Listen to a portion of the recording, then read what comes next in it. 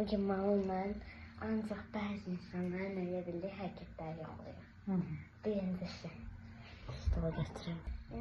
Dur da bir qol göstərim, oturmursan da ki. Belə oturursan. Bunu bura qoy, yox. Bunu bura qoyursan, bu ayağını bura götürürsən.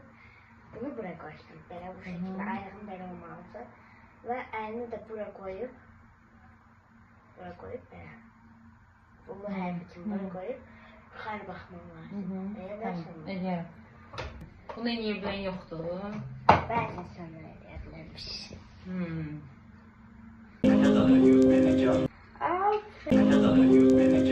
İkinci hərəkət, əllərini belə qoyursan, amma bu bura dəyməməsi lazım, belə tutman lazım. Belə dursan və yavaş-yavaş yuxarı qaldırsan. Yuxarı qaldıranda da ayaqlarını belə yavaş eləyir. Mama, niyə görürüm, niyə? İndi narin eləyir.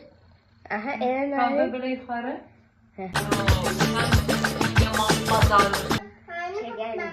Bax, bunu bura qoyursan. Bunu bura qoyursan, bunu bura qoyursan və oturursan yenə. Bunu da